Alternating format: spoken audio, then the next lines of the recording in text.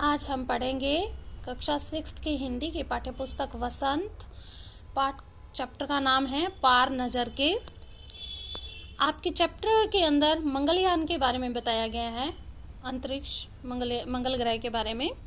मंगल ग्रह पे एक अंतरिक्ष यान उतरता है, उसके बारे में जो 3 प्रकार के वैज्ञानिक होते हैं, अलग अलग उनको काम सौंपा हुआ होता है, जिम्मेवारी रिस्पॉन्सिबिलिटी उनको दी होती है।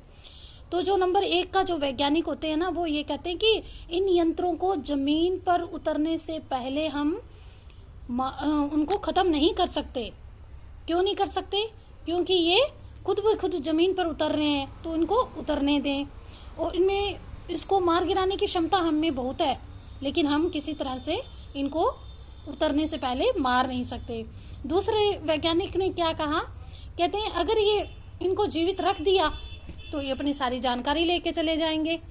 और तो तीसरे का नंबर आया जब, तो तीसरे वाले बोले कि जो मैनेजमेंट करते थे, जो वहाँ के यंत्रों की मैनेजमेंट करते थे, वहाँ सामाजिक जो व्यवस्था थी वो देखते थे, तो उसके बारे में यहाँ बात है कि हमें यहाँ का प्रबंध कुछ इस तरह रखना चाहिए जिससे क्या है, इन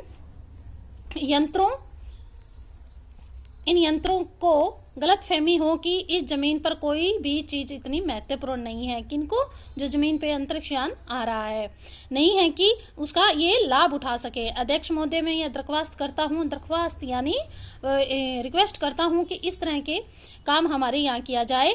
नंबर 3 सामाजिक व्यवस्था का काम देखने का करते थे। उनकी बात में जवाब में अध्यक्ष कुछ बोलने ही जा रहे थे कि फ़ोन की घंटी उठी और अध्यक्ष ने चोगा उठाया। जो पुराने टाइम में फ़ोन हुआ करते थे ना, लैंडलाइन, तो उसको चोगा बोलते हैं। 1 मिनट बाद सभा को संबोधित करते हुए उन्होंने कहा, भाइयों, अंतरिक्ष यान क्रमांक हमारी जमीन पर उतर चुका है।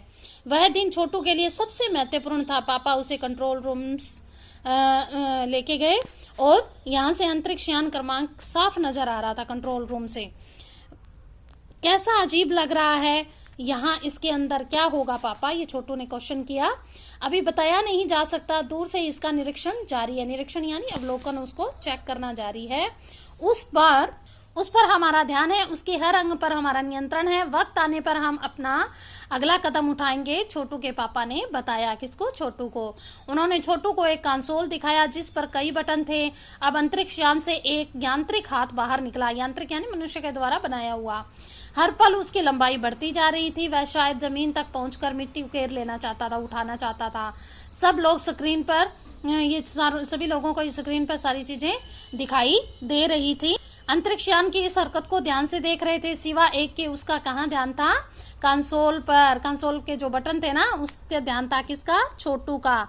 उसका ध्यान कहीं और ही था। छोटू का सारा ध्यान कंसोल पैनल पे था। कंसोल का एक बटन दबाने की वो चाहत रख रहा था, भाई मैं कैसे जल्दी उस बटन को अपनी ओर दबा दूं, तो वो उस इच्छा को रोक नहीं पाया और लाल बटन उसे बरबस अपनी तरफ खींच रहा था। वो लाल ही लाल बटन उसको दिखाई दे रहा था।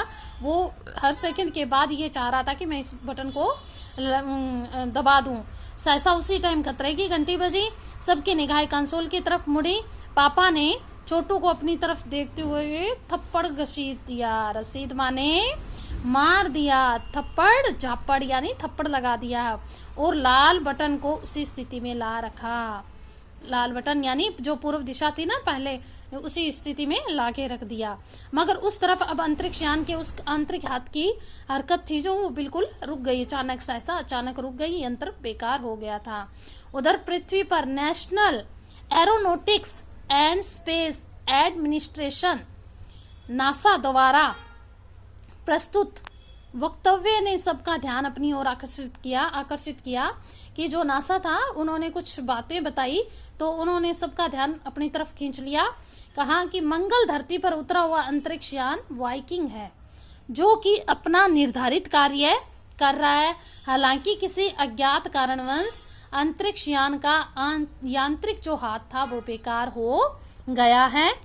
नासा के तकनीशियन कौन से होते हैं? जो यंत्रों की मरम्मत करते हैं, इस बारे में जांच कर रहे हैं तथा इस यांत्रिक हाथ को दुरुस्त के प्रयास भी जारी है। दुरुस्त यानी ठीक करना। इसके कुछ ही दिनों बाद पृथ्वी के सभी प्रमुख अखबारों ने छापा। नासा के तकनीशियनों ने को रिमोट कंट्रोल के सारे वाइकिंग को दुरुस्त करने में सफलता मिली, यानी उन्होंने जो मैकेनिक थे उन्होंने ठीक कर दिया उसको। यांत्रिक हाथ ने अब मंगल की मिट्टी के विभिन्न नमूने इकट्ठे कर लिए और काम करना आरंभ कर दिया। पृथ्वी के वैज्ञानिक मंगल की इस मिट्टी का अध्ययन करने के लिए बड़े ही उत्साहित थे। उन्हें बड़ी उम्मीद थी कि इस मिट्टी के अध्ययन से उन्हें इस बात का पता लगाया जा सकता था कि क्या मंगल ग्रह पर भी पृथ्वी की तरह जीवन सृष्टि का अस्तित्व है, यानी जीवन जी सकते हैं। यह प्रश्न आज भी एक रहस्यमय है। धन्यवाद।